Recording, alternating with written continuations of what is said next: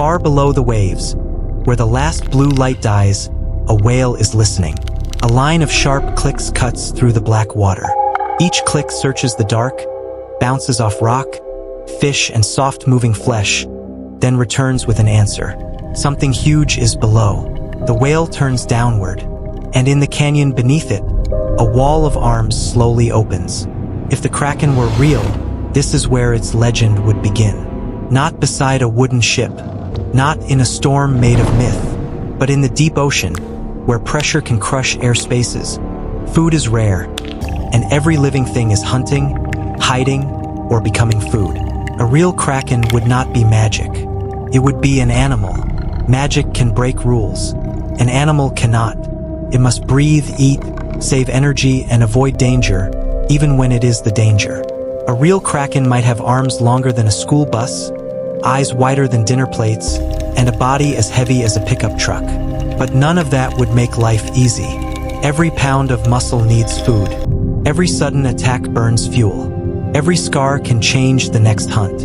And somewhere in the dark, a sperm whale may be closing in. So the real question is, what kind of world could build an animal like that? A sea monster does not begin as a monster. It begins as a speck. Deep below the surface, a drifting mass of eggs moves through cold water. They do not glow. They do not roar. They do not look like the start of a legend. Inside one egg, a tiny Kraken is forming. Its arms are barely arms. Its body is soft and clear. It is smaller than a fingernail, and almost everything around it can kill it. Small fish snap at drifting life. Jellyfish hang like silent traps. Young squid rush in and vanish. Even the current can be deadly, carrying a hatchling into water that is too warm, too bright, or too empty of food. This is why the ocean makes so many babies. Not because life is gentle, because life is brutal. If millions hatch, maybe one survives long enough to become something the deep ocean must respect. The young Kraken breaks free into a world without shelter. His first lesson is simple. Do not move unless you must. In open water, motion is a signal. A tiny flick of an arm can draw a hunter from the dark. So the hatchling drifts, waits, and lets its soft body fade into the water around it. A fish noses through the egg cloud, swallowing anything that twitches. The little Kraken survives because it does almost nothing. But stillness cannot fill an empty stomach. Soon it must hunt. At this size, its prey is tiny. Small shrimp-like animals. Larvae. Little bits of drifting life. It uses short bursts of water to move and grabs with arms that will one day become deadly. A missed strike wastes energy. A clumsy move attracts attention. The young Kraken is learning the rule that will shape its whole life. In the deep sea, you do not chase every chance. You wait for the one you can win. Weeks pass, then months. The Kraken sinks into darker water. The surface world is full of light, waves, and speed. Down here, the world is slower, colder, and far less forgiving. For long stretches, nothing seems to move. Then, suddenly, everything happens at once. A small fish flickers with blue-green light. A squid flashes and turns. A wounded animal beats its tail, sending tiny waves through the water. To the growing Kraken, these signals are not beautiful. They are information. Real giant squid have enormous eyes, some of the largest in the animal kingdom. A Kraken built by biology would likely push that design even further, catching the faintest change in light before something else does. In black water, touch can act like vision. A struggling fish sends vibrations. A passing shark pushes water ahead of its body. The Kraken reads the deep through pressure, movement, and shadow. Then its arms begin to matter. They stretch farther than its body and spread slowly through the dark like living lines. Each sucker can grip slick skin. Some may have rough edges or small hooks, like certain deep-sea squid. Not for show, for control. Because prey in the ocean does not give up. A fish can twist hard enough to tear soft flesh. A shark can turn the hunter into the wounded one in a single bite. One night, the young Kraken attacks too boldly. It reaches for a large fish near the edge of a canyon. The strike is fast, but not clean. The fish thrashes, slams against the rocks, and rips free. The Kraken recoils into the dark with a torn arm and no meal. There is no dramatic victory, only pain, hunger, and a lesson. The deep does not reward courage. It rewards judgment. After that, the Kraken changes its way of hunting. It moves less. It waits where the ocean brings food to it. A submarine canyon becomes a perfect trap. Cold currents rise along the canyon wall, carrying small animals upward. Fish gather there. Squid follow the fish. Sharks follow the squid. The Kraken learns the rhythm of the place, returning to the same ledges and dark openings again and again. It does not need to be fast all the time. It needs to be sudden once. A fish drifts too close. The arms open. For a moment, the water itself seems to reach out. The fish never sees the whole animal. Only the grip, the pull, and the hard beak hidden at the center of the arms. Like real cephalopods, the Kraken would not have jaws like a shark. It would have a sharp beak, built to cut while the arms hold prey still. It feeds quickly. In the deep, even eating has risk. A struggling meal sends signals. Signals bring thieves. And sometimes the smell of food brings something worse than a thief. It brings another giant. The first warning is sound. Clicks. Hard, regular, and growing louder. A sperm whale is diving. This is the enemy that makes even a Kraken careful. Real sperm whales dive thousands of feet to hunt squid. They carry air in their bodies, power in their tails, and a map of the dark made from sound. They do not need daylight. They bring their own way of seeing.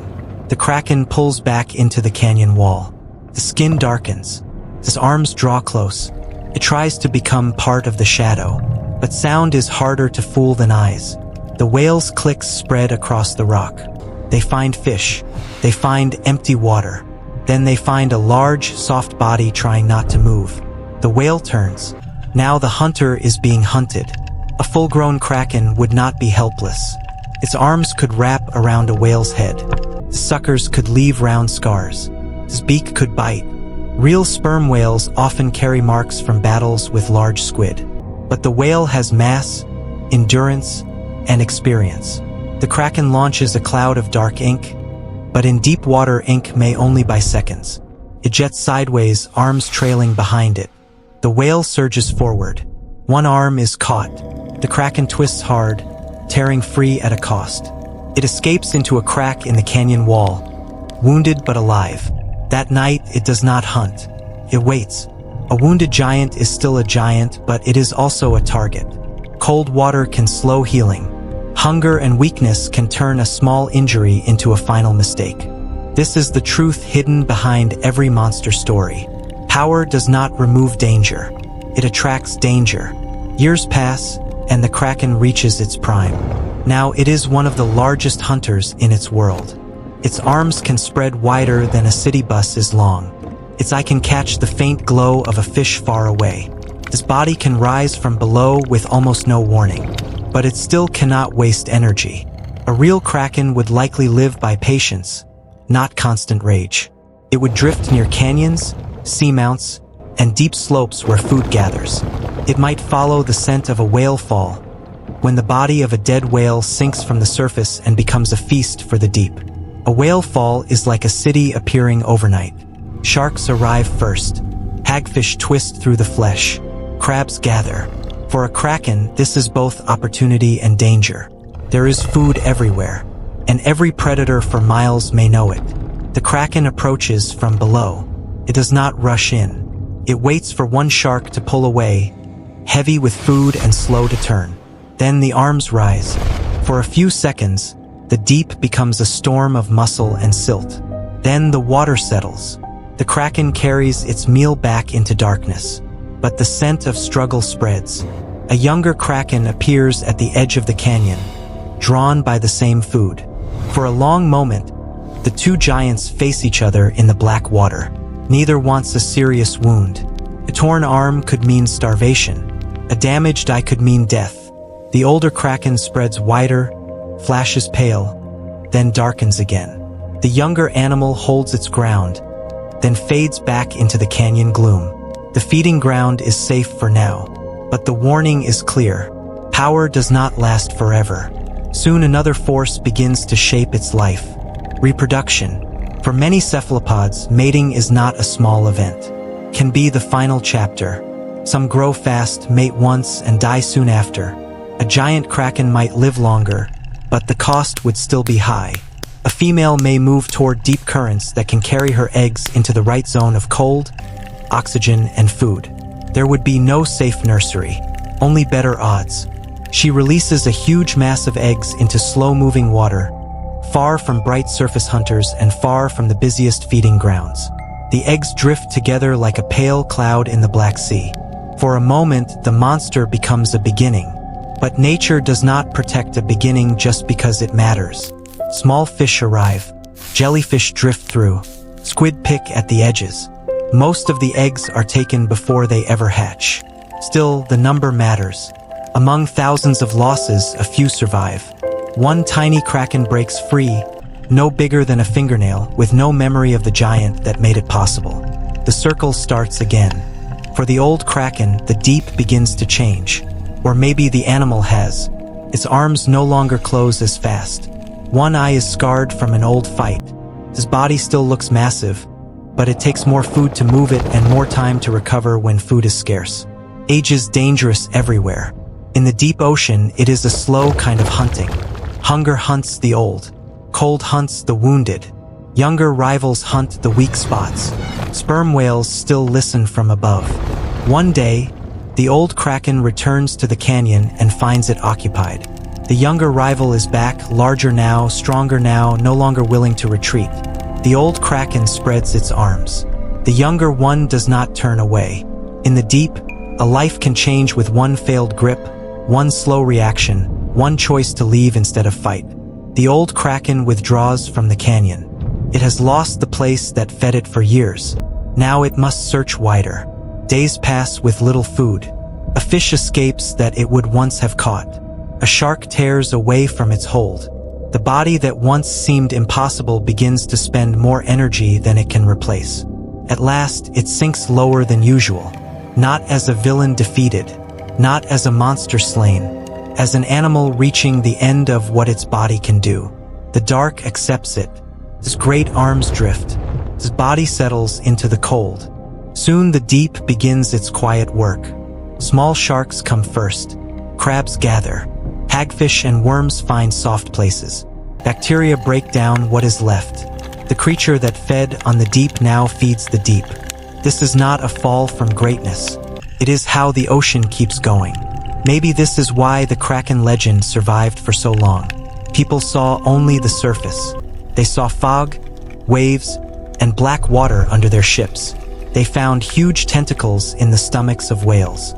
They saw round scars on whale skin.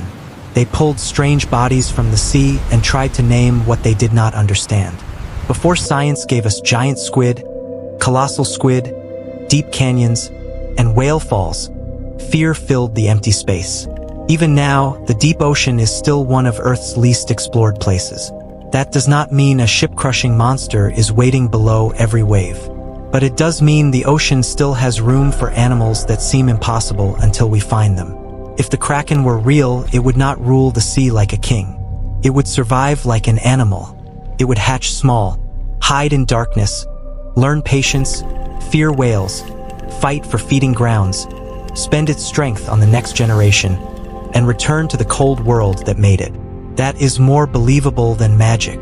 And in some ways, it is more powerful. Because the deep ocean does not need fantasy to create monsters. It only needs time, pressure, hunger, and darkness. Thank you for exploring the wild with Wildlife Realms.